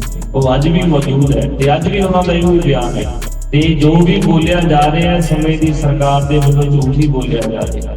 ਤੇ ਜਿਸ ਵੇਲੇ ਇਹ ਜੂਨ ਦਾ ਮਹੀਨਾ ਆਉਂਦਾ ਹੈ, 3 ਜੂਨ ਨੂੰ ਸ੍ਰੀ ਗੁਰੂ ਅਰਜਨ ਦੇਵ ਮਹਾਰਾਜ ਜੀ ਦਾ ਸ਼ਹੀਦੀ ਦਿਹਾੜਾ, ਭਾਵੇਂ ਕਿ ਸਰਕਾਰ ਦਾ ਕਹਿਣਾ ਹੈ ਕਿ ਅਸੀਂ ਦਰਬਾਰ ਸਾਹਿਬ ਦੇ ਵਿੱਚੋਂ ਅੱਤਵਾਦੀਆਂ ਨੂੰ ਬਾਹਰ ਕੱਢਣਾ, ਪਰ ਲੇਕਿਨ ਸ੍ਰੀ ਦਰਬਾਰ ਸਾਹਿਬ ਜੀ ਦੀ ਮਾਡਲ ਬਣਾ ਕਰਕੇ 17 ਮਹੀਨੇ ਪਹਿਲਾਂ ਹਿਮਾਚਲ ਦੀਆਂ ਪਹਾੜੀਆਂ ਦੇ ਵਿੱਚ, ਜੂਨ ਦੀਆਂ ਪਹਾੜੀਆਂ ਦੇ ਵਿੱਚ ਇਹ ਦਰਬਾਰ ਸਾਹਿਬ ਦੇ ਹਮਲੇ ਦੀ ਵਿਉਂਤਬੰਦੀ ਸ਼ੁਰੂ ਹੋ ਗਈ ਹੈ। ਫੌਜ ਨੂੰ ਸਿਖਲਾਈ ਦੇਣੀ ਸ਼ੁਰੂ ਕਰ ਦਿੱਤੀ ਕਿ ਦਰਬਾਰ ਸਾਹਿਬ ਕੰਪਲੈਕਸ ਕਿਵੇਂ ਦਾ ਹੈ, ਕਿੱਥੇ ਹੋਸਟਲ ਨੇ, ਕਿੱਥੇ ਸਰਾਵਾਂ ਨੇ, ਕਿੱਥੇ ਕਮਰੇ ਹਨ, ਅਕਾਲ ਤਖਤ ਕਿੱਥੇ ਹੈ, ਤਹਿਖਾਨਾ ਕਿੱਥੇ ਹੈ, ਇਹ ਸਾਰਾ ਕੁਝ ਪਹਿਲਾਂ ਹੀ ਦੱਸਿਆ ਜਾ ਰਿਹਾ। ਜਕਾਰਤਾ ਜਗ੍ਹਾ ਆ ਕਿ ਜਿੱਥੇ ਇਹ ਸਾਰੀ ਟ੍ਰੇਨਿੰਗ ਦਿੱਤੀ ਗਈ ਹੈ। 1984 ਦੇ ਘੱਲੂਘਾਰੇ ਦੇ ਜਿਹੜਾ ਮੁੱਖ ਜਰਨੈਲ ਸੀ ਸਰਕਾਰ ਦਾ ਭੇਜਿਆ, ਜਿਹਦਾ ਨਾਮ ਕੁਲਦੀਪ ਸਿੰਘ ਬਰਾੜ ਹੈ, ਉਹਨੇ ਆਪਣੀ ਕਿਤਾਬ ਦੇ ਵਿੱਚ ਇਹ ਗੱਲ ਖੁਦ ਮੰਨੀ ਹੈ ਕਿ 2 ਥਾਂ ਦੇ, ਇੱਕ ਹੈਦਰਾਬਾਦ ਦੇ ਵਿੱਚ ਤੇ ਇੱਕ ਹਿਮਾਚਲ ਦੇ ਵਿੱਚ ਜਿਹੜੀ ਟ੍ਰੇਨਿੰਗ ਦਿੱਤੀ ਗਈ ਸੀ। ਤੇ ਮਹਾਂਪੁਰਖ ਇਸ ਗੱਲ ਤੋਂ ਜਾਣੂ ਸਨ। ਇੱਕ ਇੰਦਰਾ ਗਾਂਧੀ ਜਾਣਦੀ ਹੈ ਕਿ ਅਸੀਂ ਹਮਲਾ ਕਰਨਾ ਹੈ, ਤੇ ਦੂਜਾ ਮਹਾਂਪੁਰਖ ਜਾਣਦੇ ਦਾ ਹਮਲਾ ਕਰਨਾ ਹੈ। ਬਾਕੀ ਕੋਈ ਪੱਤਰਕਾਰ, ਕੋਈ ਰਾਜਨੀਤਿਕ ਆਗੂ ਇਹ ਗੱਲ ਮੰਨਣ ਲਈ ਤਿਆਰ ਨਹੀਂ ਸੀ ਕਿ ਸਰਕਾਰ ਐਡਾ ਵੱਡਾ ਫੈਸਲਾ ਕਰ ਸਕਦੀ ਹੈ ਕਿ ਉਹ ਦਰਬਾਰ ਸਾਹਿਬ ਕੰਪਲੈਕਸ ਤੇ ਹਮਲਾ ਕਰ ਦੇ। ਲੇਕਿਨ ਮਹਾਂਪੁਰਖ ਜਾਣੂ ਸਨ ਕਿ ਇਹ ਭਾਣਾ ਵਾਪਰਨਾ ਆ। ਤੇ ਮਹਾਂਪੁਰਖਾਂ ਦੇ ਨਾਲ ਕੋਈ ਬਹੁਤ ਵੱਡੀ ਫੌਜ ਨਹੀਂ ਹੈ, 150 ਤੋਂ ਲੈ ਕੇ 200 ਤੱਕ ਦੇ ਸਿੰਘ ਨੇ, ਪਰ ਉਹ ਸਿੰਘ ਉਹ ਨੇ ਜਿਹੜੇ ਜੁਝਾਰੂ ਨੇ, ਜਿਨ੍ਹਾਂ ਨੇ ਪਹਿਲਾਂ ਮਰਨ ਕਬੂਲ, ਜੀਵਨ ਕੀ ਛੜਿਆਸ, ਹੋ ਸਭਨਾ ਕੀ ਰੇਣਕਾ ਤੋਂ ਆਓ ਹਮਾਰੇ ਪਾਸ, ਬਿਨਾਂ ਮਰਨਾ ਕਬੂਲ ਕੀਤਾ ਹੋਇਆ, ਜਿਨ੍ਹਾਂ ਦੇ ਮਨ ਦੇ ਵਿੱਚ ਮਰਨ ਦਾ ਡਰ ਨਹੀਂ ਹੈ, ਸਗੋਂ ਮਰਨ ਦਾ ਚਾਉ ਹੈ। ਮੋਹੇ ਮਰਨੇ ਦਾ ਚਾਉ ਹੈ, ਮਰੋ ਤੋਂ ਹਰ ਕੇ ਦੁਆ। ਮਨ ਦੇ ਵਿੱਚ ਮਰਨ ਦਾ ਚਾਅ ਹੈ ਤੇ ਉਹ ਜੁਝਾਰੂਆਂ ਦੀ 150 ਤੋਂ ਲੈ ਕੇ 200 ਤੱਕ ਦੀ ਨਸਲੀ ਹੈ। ਤੇ ਮਹਾਂਪੁਰਖਾਂ ਦੀ ਇਸ ਲਹਿਰ ਨੂੰ ਬਲ ਮਿਲਿਆ ਜਦੋਂ ਜਨਰਲ ਸੁਬੇਗ ਸਿੰਘ, ਹਿੰਦੁਸਤਾਨ ਦੀ ਫੌਜ ਦਾ ਬਹੁਤ ਵੱਡਾ ਜਰਨੈਲ ਯੋਧਾ, ਜਿਸਨੇ ਕਿ ਬਹੁਤ ਜੰਗਾਂ ਦੇ ਵਿੱਚ ਹਿੰਦੁਸਤਾਨ ਦੀ ਅਗਵਾਈ ਕੀਤੀ ਹੈ, ਬਹੁਤ ਵੱਡੀਆਂ ਮੁਹਿੰਮਾਂ ਕੀਤੀਆਂ ਨੇ, ਤੇ ਉਸ ਜਰਨੈਲ ਨੂੰ, ਯੋਧੇ ਨੂੰ, ਜਨਰਲ ਸੁਬੇਗ ਸਿੰਘ ਨੂੰ ਰਿਟਾਇਰਮੈਂਟ ਤੋਂ 1 ਦਿਨ ਪਹਿਲਾਂ ਇੱਕ ਟਰੱਕ ਦੀ ਖਰੀਦੋ ਫਰੋਖਤ ਦੇ ਝੂਠੇ ਇਲਜ਼ਾਮ ਲਾ ਕਰਕੇ ਫੌਜ ਦੇ ਵਿੱਚੋਂ ਜਿਹੜਾ ਹੈ ਜ਼ਬਰਦਸਤੀ ਕੱਢ ਦਿੱਤਾ ਗਿਆ। ਕਾਰਨ ਇਹ ਸੀ ਕਿ ਜਿਹੜੀ ਇੰਦਰਾ ਗਾਂਧੀ ਸੀ ਉਹ ਸਿੱਖਾਂ ਨੂੰ ਪਸੰਦ ਨਹੀਂ ਸੀ ਕਰਦੀ। ਉਹ ਨਹੀਂ ਸੀ ਚਾਹੁੰਦੀ ਕਿ ਜਿਹੜੇ ਸਿੱਖ ਨੇ ਸ਼ਾਨੋ ਸ਼ੌਕਤ ਦੇ ਨਾਲ ਰਿਟਾਇਰ ਹੋ ਕੇ ਜ਼ਿੰਦਗੀ ਬਸਰ ਕਰਨ। ਪਹਿਲਾਂ ਤੇ ਉਹਨਾਂ ਦੀ ਜਿਹੜੀ ਹੈ ਤਰੱਕੀ ਰੋਕੀ ਗਈ ਕਿ ਕਿਤੇ ਇਹ ਫੌਜ ਦੇ ਮੁਖੀ ਨਾ ਬਣ ਜਾਣ, ਤੇ ਬਾਅਦ ਦੇ ਵਿੱਚ ਜ਼ਲੀਲ ਕਰਕੇ ਉਹਨਾਂ ਨੂੰ ਫੌਜ ਦੇ ਵਿੱਚੋਂ ਕੱਢ ਦਿੱਤਾ ਗਿਆ। ਬਾਅਦ ਵਿੱਚ ਜਿਹੜਾ ਉਹ ਕੇਸ ਸੀ, ਭਾਵੇਂ ਜਨਰਲ ਸੁਬੇਗ ਸਿੰਘ ਜੀ ਜਿੱਤ ਗਏ, ਪਤਾ ਲੱਗਿਆ ਸਾਰਾ ਕੁਝ ਜੋ ਸੀ ਝੂਠ ਦਾ ਪਲੰਦਾ ਤਿਆਰ ਕੀਤਾ ਗਿਆ ਸੀ। ਤੇ ਜਨਰਲ ਸਾਹਿਬ ਆ ਕਰਕੇ ਮਹਾਂਪੁਰਖਾਂ ਨੂੰ ਮਿਲੇ ਤੇ ਮਹਾਂਪੁਰਖਾਂ ਨੇ ਗਲਕੜੀ ਦੇ ਨਾਲ ਲਾਇਆ ਤੇ ਕਿਹਾ, ਜਨਰਲ ਸਾਹਿਬ ਤੁਸੀਂ ਬਹੁਤ ਸਮਾਂ ਉਸ ਦੇਸ਼ ਦੀ ਸੇਵਾ ਕੀਤੀ ਹੈ ਤੇ ਹੁਣ ਸਮਾਂ ਆ ਕਿ ਤੁਸੀਂ ਗੁਰੂ ਕਲਗੀਧਰ ਮਹਾਰਾਜ ਦੇ ਪੰਥ ਦੀ ਸੇਵਾ ਕਰੋ।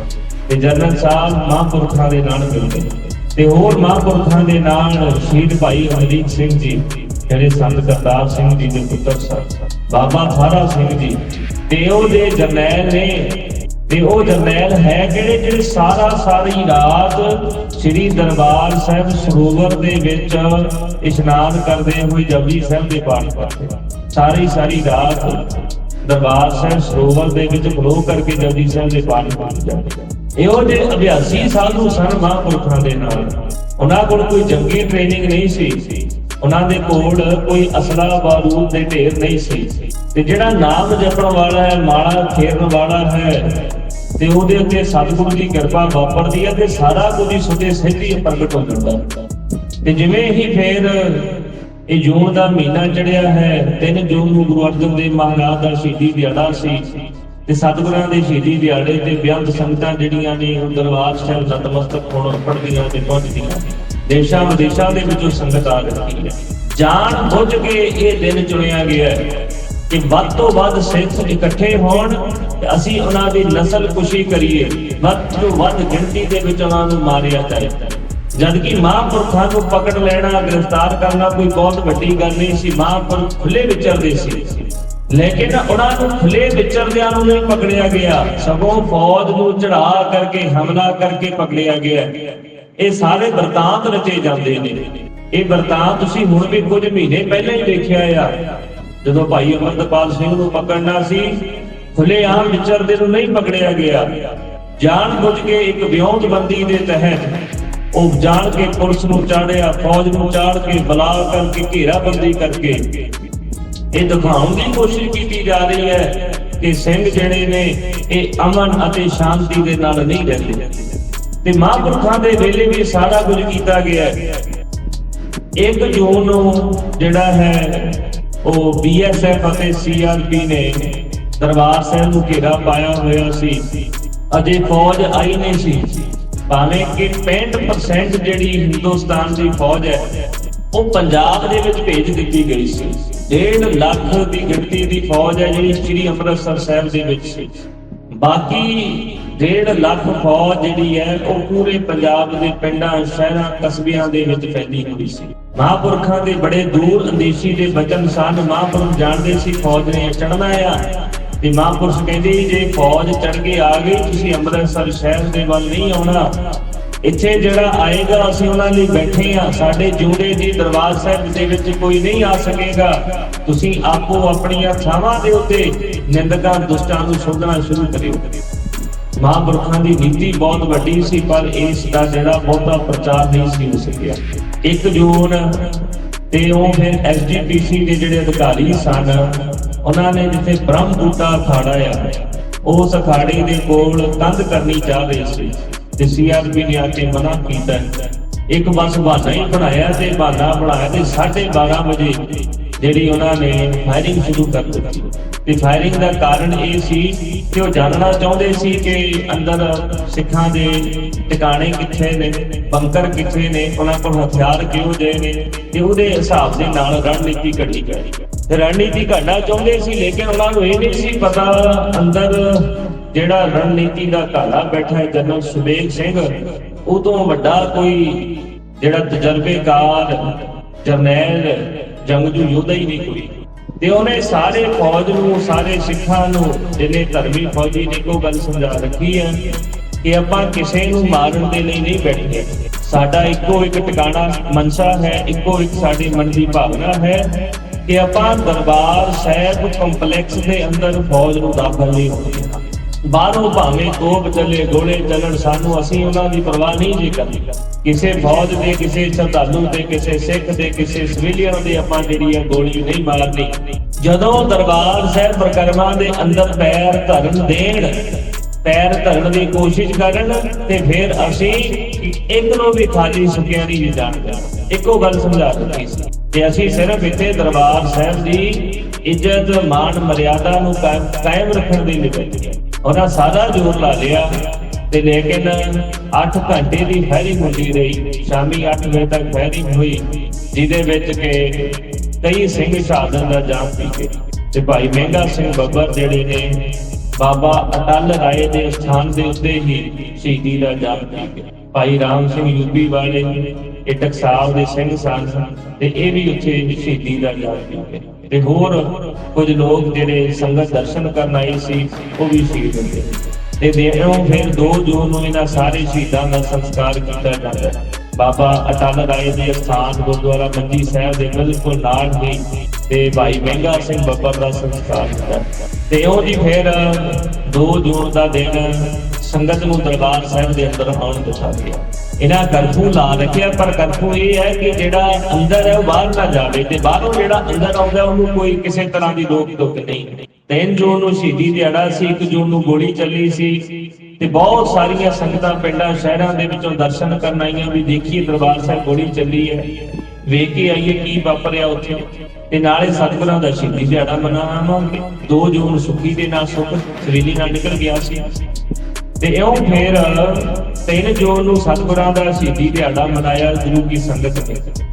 4 ਜੂਨ ਦੀ ਸਵੇਰ ਜਿਹੜੀ ਹੈ, ਅਜੇ 4:40 ਦਾ ਸਮਾਂ, ਜਦੋਂ ਗੁਰੂ ਕੇ ਸਿੱਖ ਸ੍ਰੀ ਅਕਾਲ ਤਖਤ ਸਾਹਿਬ ਦੇ ਉੱਤੇ ਆਸਾ ਜੀ ਕੀ ਵਾਰ ਦਾ ਕੀਰਤਨ ਕਰ ਰਹੇ ਨੇ।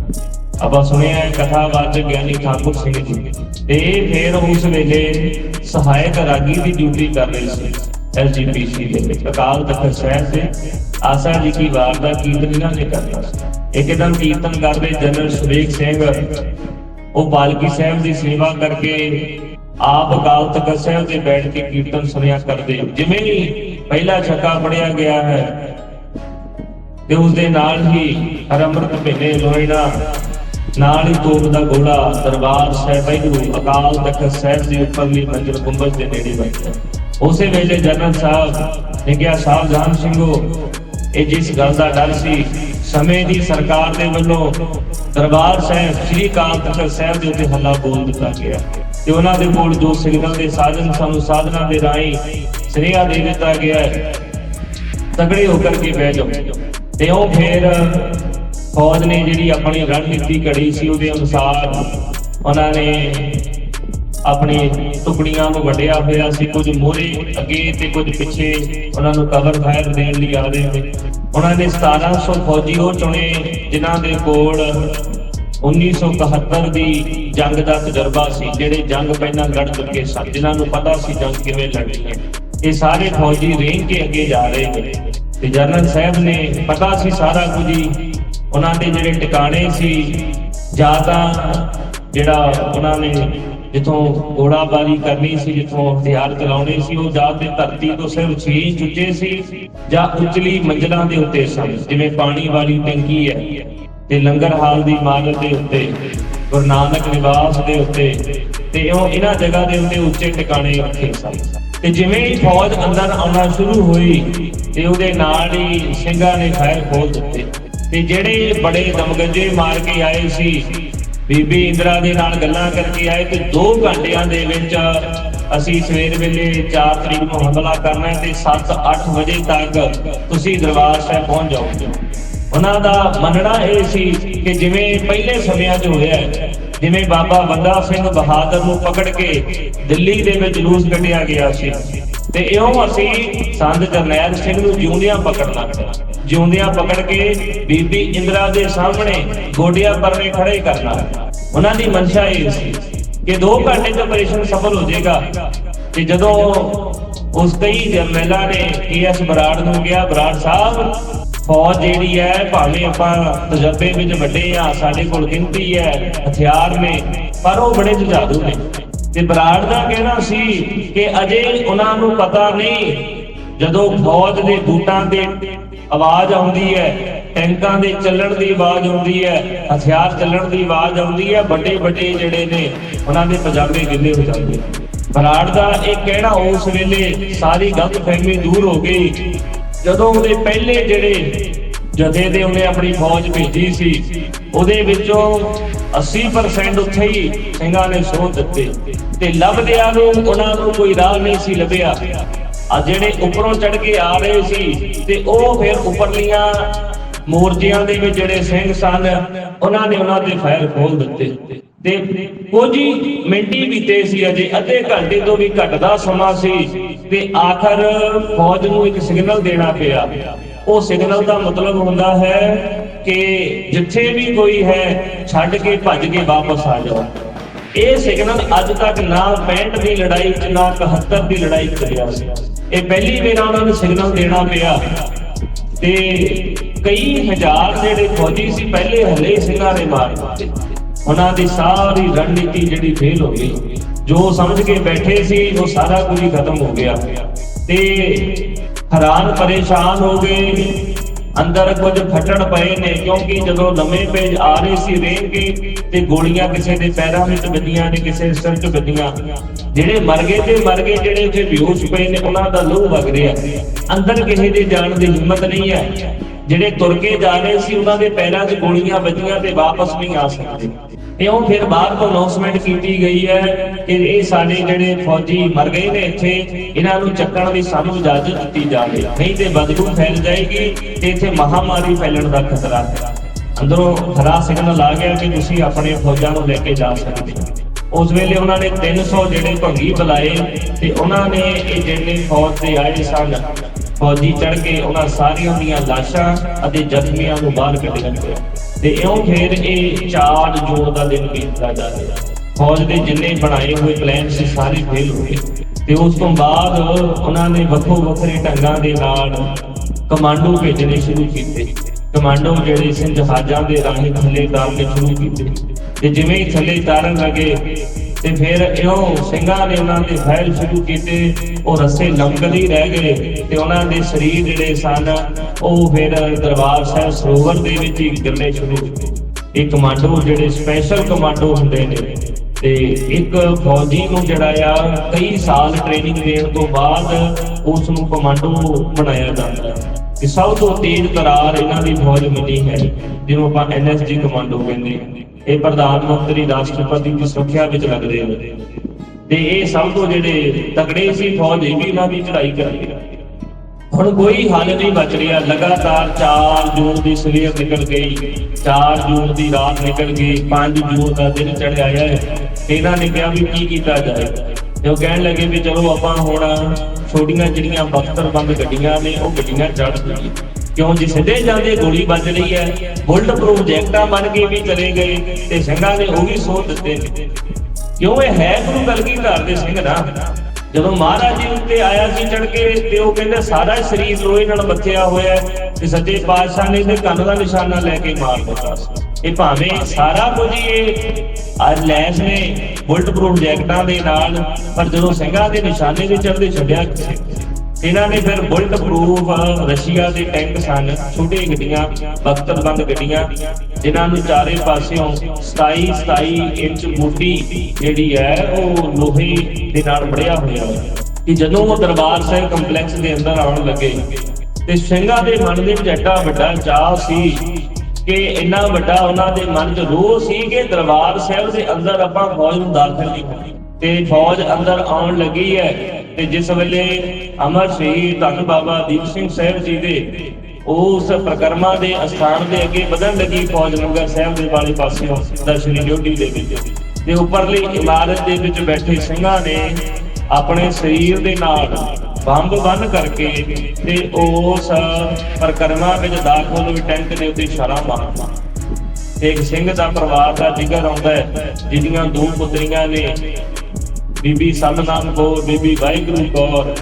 ਇਹ ਦੋਨੇ ਮਾਤਾ ਪਿਤਾ ਤੇ ਇਹਨਾਂ ਦੀਆਂ ਪੁੱਤਰੀਆਂ ਨੇ ਆਪਣੇ ਸਰੀਰ ਦੇ ਨਾਲ ਆਪ ਬੰਬ ਬੰਨ ਕਰਕੇ ਛਾਲਾਂ ਮਾਰਦਾ। ਕਿਉਂ ਸਾਰਾ ਪਰਿਵਾਰ ਹੀ ਸ਼ਹੀਦੀ ਦਾ ਜਾਮ ਪੀ ਗਿਆ ਕਿ ਗੁਰੂ ਰਾਮਦਾਸ ਮਹਾਰਾਜ ਦੀ ਪ੍ਰਕਰਮਾਂ ਦੇ ਵਿੱਚ ਫੌਜ ਦਾਖਲ ਨਾ ਹੋ ਸਕੇ।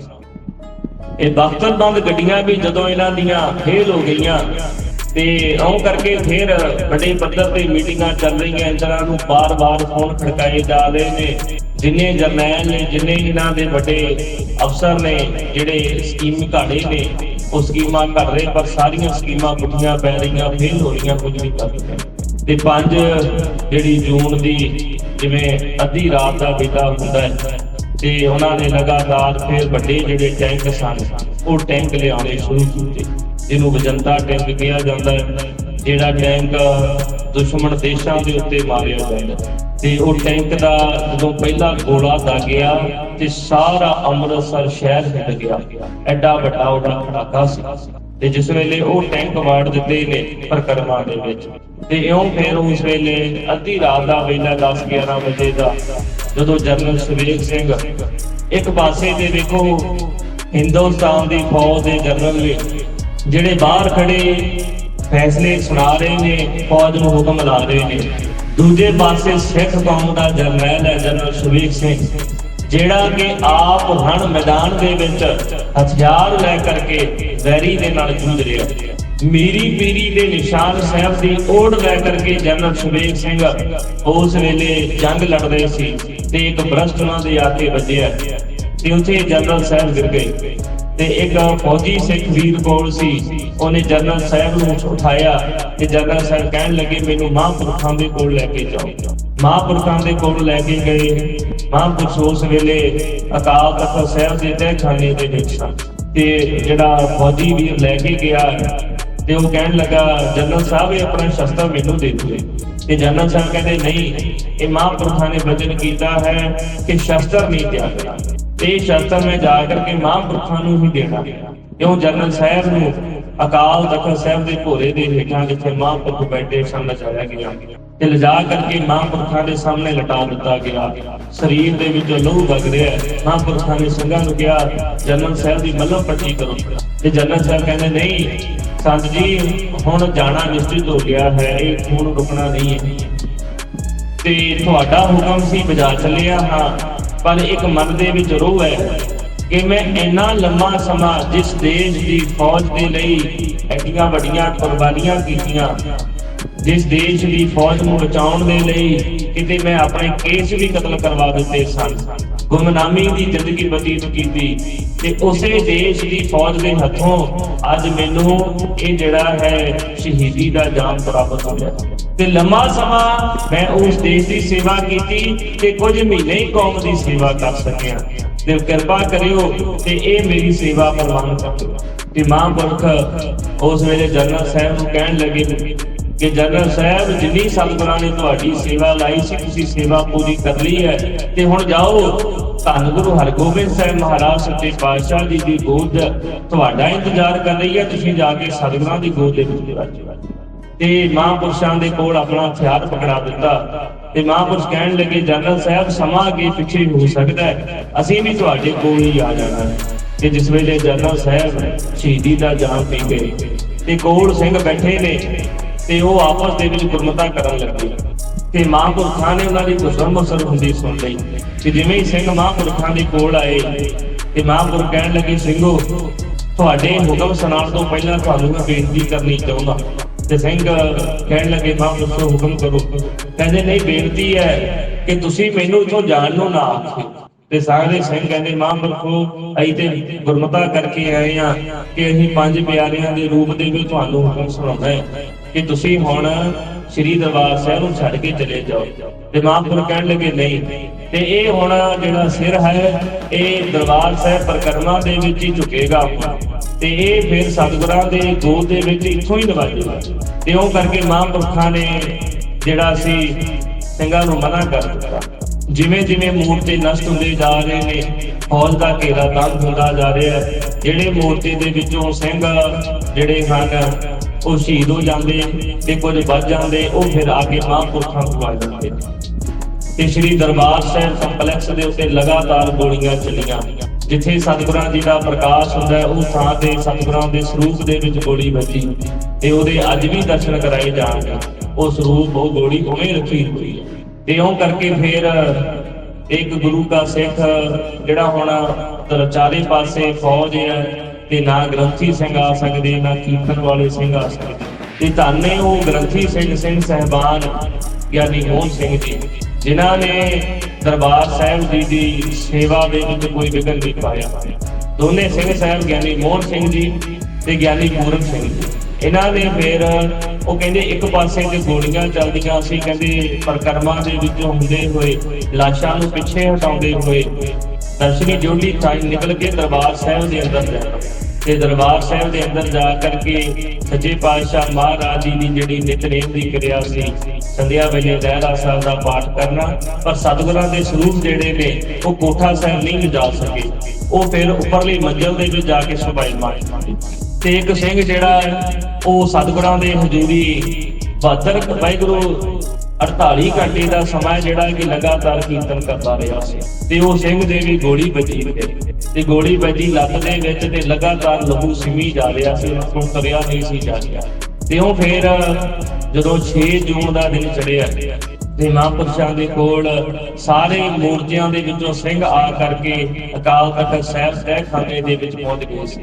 ਤੇ ਮਹਾਂਪੁਰਸ਼ਾਂ ਨੇ ਪੁੱਛਣਾ ਕੀਤਾ ਕਿ ਸਮਾਂ ਕਿੰਨਾ ਹੋ ਗਿਆ। ਕਹਿੰਦੇ ਜੀ 6 ਵਜੇ ਨੇ।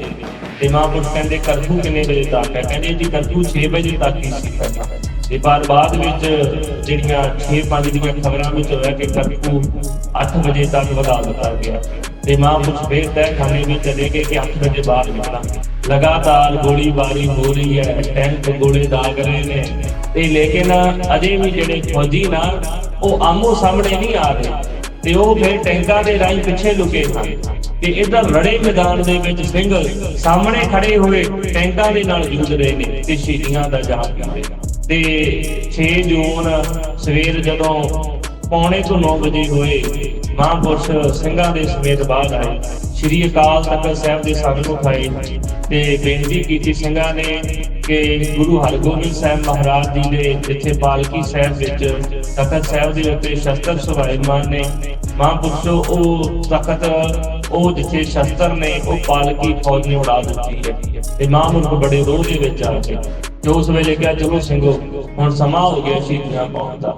ਤੇ ਫਿਰ ਜਾ ਕਰਕੇ ਮਹਾਂਪੁਰਖਾਂ ਨੇ ਸ੍ਰੀ ਅਕਾਲ ਤਖਤ ਸਾਹਿਬ ਸਨਮੁਖ ਹੋ ਕਰਕੇ ਗੁਰੂ ਹਰਗੋਬਿੰਦ ਸਾਹਿਬ ਮਹਾਰਾਜ ਦੇ ਚਰਨਾਂ ਵਿੱਚ ਅਰਦਾਸ ਕੀਤੀ।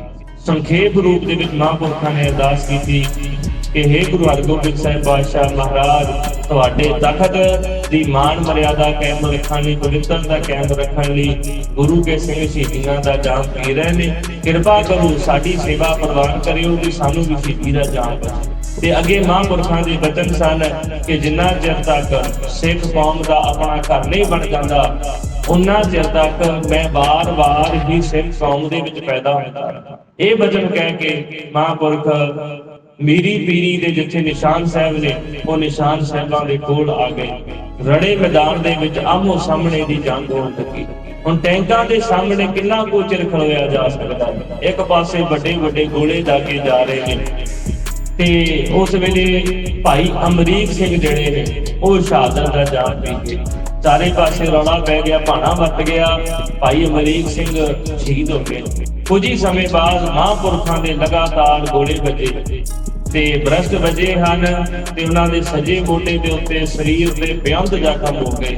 ਤੇ ਮੀਰੀ ਪੀਰੀ ਦੇ ਨਿਸ਼ਾਨ ਸਾਹਿਬ ਦੇ ਨਜ਼ਦੀਕ ਹੀ ਮਹਾਂਪੁਰਖਾਂ ਨੇ ਉੱਥੇ ਹੀ ਜਿਹੜਾ ਹੈ ਸ਼ਹੀਦੀ ਦਾ ਜਾਮ ਇੱਕਦਮ ਰੌਲਾ ਪੈ ਗਿਆ, ਸਗੋਂ ਭਾਣਾ ਵੱਜ ਗਿਆ, ਮਹਾਂਪੁਰਖ ਸ਼ਹੀਦ ਹੋ ਗਏ। ਤੇ ਮਹਾਂਪੁਰਸ਼ਾਂ ਨੇ ਬਚਨ ਸਨ ਤੇ ਸਿੰਘ ਜਿਹੜੇ ਬੜੇ ਚੜ੍ਹਦੀ ਕਲਾ ਦੇ ਵਿੱਚ ਜੰਗ ਕਰ ਵੀ ਰਹੇ ਸੀ, ਪਰ ਉਹਦੇ ਵਿੱਚੋਂ ਮਹਾਂਪੁਰਸ਼ਾਂ ਨੇ ਕੁਝ ਫੌਜ ਨੂੰ, ਕੁਝ ਸਿੰਘਾਂ ਨੂੰ ਭੇਜ ਦਿੱਤਾ ਹੈ ਕਿ ਤੁਸੀਂ ਬਾਅਦ ਦੇ ਵਿੱਚ ਵੀ ਜਿਹੜੀ ਜੰਗ ਜਾਰੀ ਰੱਖਣੀ ਹੈ। ਜਿਵੇਂ ਜਨਰਲ ਲਾਭ ਸਿੰਘ ਉਹਨਾਂ ਨੂੰ ਮਹਾਂਪੁਰਸ਼ਾਂ ਨੇ ਆਪ ਭੇਜ ਦਿੱਤਾ ਤੇ ਹੋਰ ਕਈ ਸਿੰਘ ਸਨ ਜਿਨ੍ਹਾਂ ਨੂੰ ਮਹਾਂਪੁਰਸ਼ਾਂ ਨੇ ਭੇਜ ਦਿੱਤਾ, ਜਿਹੜੇ ਬਾਅਦ ਦੇ ਵਿੱਚ ਉਸ ਜੰਗ ਨੂੰ ਜਾਰੀ ਰੱਖਿਆ। ਤੇ ਸਿੰਘਾਂ ਨੇ ਬੜੀ ਚੜ੍ਹਦੀ ਕਲਾ ਦੇ ਨਾਲ ਇਹ ਜੰਗ ਕੀਤੀ ਹੈ। ਕਿਸੇ ਦੇ ਮਨ ਦੇ ਵਿੱਚ ਕੋਈ ਡਰ ਨਹੀਂ ਸੀ ਤੇ ਮਹਾਂਪੁਰਖਾਂ ਦੇ ਵੱਡੇ ਭਰਾਤਾ ਸੀ ਜਿਹੜੇ ਮਹਾਂਪੁਰਸ਼ਾਂ ਦੇ ਨਾਲ ਹੀ ਰਹਿ ਰਹੇ ਸਨ। ਤੇ ਇਧਰ ਮਹਾਂਪੁਰਖ ਜੀ ਤਿਆਰ ਹੋ ਰਹੇ ਸਨ ਬਾਹਰ ਜੰਗ ਦੇ ਵਿੱਚ ਜਾਣ ਦੇ ਲਈ। ਤੇ ਇਉਂ ਫਿਰ ਬਾਪੂ ਜੀ ਨੂੰ ਵੇਖਿਆ ਕਿਸੇ ਨੇ, ਉਹ ਇੱਕ ਟਰੰਕ ਪਿਆ, ਟਰੰਕ ਫਰੋਲ ਰਹੇ ਸਨ। ਆਪਾਂ ਸਿੰਘਾਂ ਦੀ ਚੜ੍ਹਦੀ ਕਲਾ ਦੀ ਗੱਲ ਕਰ ਰਹੇ ਹਾਂ। ਉਹ ਟਰੰਕ ਫਰੋਲ ਰਹੇ ਸੀ। ਕਿਸੇ ਨੇ ਪੁੱਛਣਾ ਕੀਤਾ, ਬਾਪੂ ਜੀ ਤੁਸੀਂ ਟਰੰਕ ਕਿਉਂ ਫਰੋਲ ਰਹੇ ਹੋ? ਉਹ ਕਹਿੰਦੇ ਮੈਂ ਨਵਾਂ ਚੋਲਾ ਕੱਢਣਾ ਹੈ। ਉਹ ਘਰੋਂ ਚੋਲਾ ਨਵਾਂ ਸਵਾ ਕੇ ਭੇਜਿਆ ਸੀ ਤੇ ਉਹ ਨਵਾਂ ਚੋਲਾ ਪਾਉਣ ਲੱਗੇ। ਇੱਕ ਪਾਸੇ ਜੰਗ ਹੈ, ਸ਼ਹੀਦੀ ਦਾ ਜਾਮ ਪੀਣ ਲੱਗੇ ਨੇ, ਨਵਾਂ ਚੋਲਾ ਪਾਇਆ। ਉਹ ਸ੍ਰੀ ਸਾਹਿਬ ਗੱਡੀ ਤੇ ਨਵਾਂ ਗਾਤਰਾ ਕੱਢਿਆ, ਗਾਤਰਾ ਪਾਇਆ। ਤੇ ਇਹਨੇ ਪੁੱਛਿਆ, ਬਾਪੂ ਜੀ ਤੁਸੀਂ ਗਾਤਰਾ ਨਵਾਂ ਪਾ ਰਹੇ ਹੋ, ਚੋਲਾ ਨਵਾਂ ਪਾ ਰਹੇ ਹੋ? ਉਹ ਕਹਿੰਦੇ ਤੁਹਾਨੂੰ ਪਤਾ ਨਹੀਂ ਸੰਤਾਂ ਦੀ ਬਰਾਤ ਚੜ੍ਹਨ ਲੱਗੀ ਹੈ ਤੇ ਭਾਵੇਂ ਹੈ ਤਾਂ ਮੈਂ ਵੱਡਾ, ਪਰ ਸੰਤਾਂ ਦਾ ਸਵਾਲਾ ਬਣ ਕੇ ਤੇ ਇੰਨੀ ਚੜ੍ਹਦੀ ਕਲਾ ਦੇ ਵਿੱਚ ਕਿਸੇ ਦੇ ਮਨ ਦੇ ਵਿੱਚ ਮੌਤ ਦਾ ਭੈ ਨਹੀਂ ਸੀ। ਰਤਾ ਜਿਨਾ ਵੀ ਮੌਤ ਦਾ ਡਰ ਨਹੀਂ ਸੀ। ਆਪਾ ਕੁਰਬਾਨ ਕੀਤਾ ਹੋਇਆ ਸੀ। ਸਤਿਗੁਰ ਅੱਗੇ ਸੀਸ ਭੇਟਦੇ ਹੋ, ਗੁਰੂ ਅੱਗੇ ਸੱਚ ਨੂੰ ਸੀਸ ਭੇਟਾ ਕੀਤਾ ਹੋਇਆ ਸੀ। ਕਿਸੇ ਤਰ੍ਹਾਂ ਦਾ ਕੋਈ ਮਰਨ ਦਾ ਖੌਫ ਨਹੀਂ ਸੀ।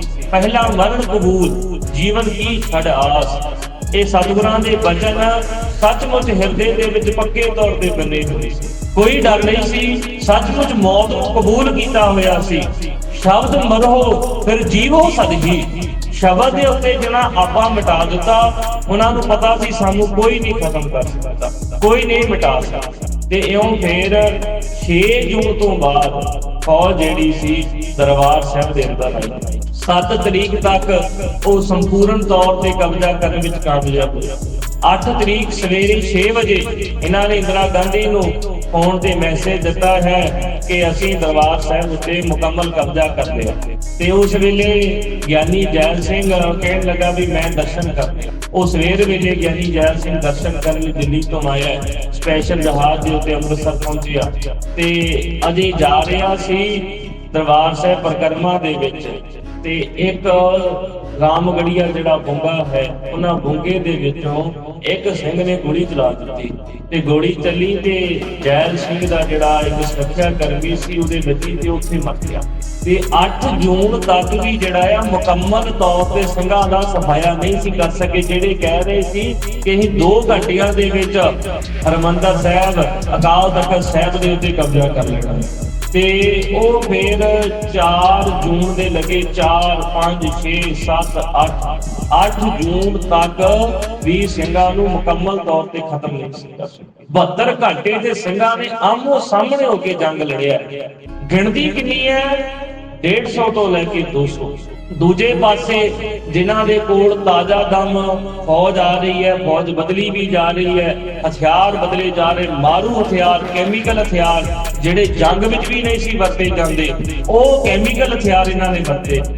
ਤੇ ਉਸ ਤੋਂ ਬਾਅਦ ਫੇਰ ਜੋ ਵਰਤਾਰਾ ਵਰਤਿਆ, ਜਿਵੇਂ ਜਿਹੜੇ ਸ਼ਰਧਾਲੂ ਸੀ, ਕਿਉਂਕਿ ਫੌਜ ਦਾ ਨੁਕਸਾਨ ਬਹੁਤ ਵੱਡਾ ਹੋ ਗਿਆ।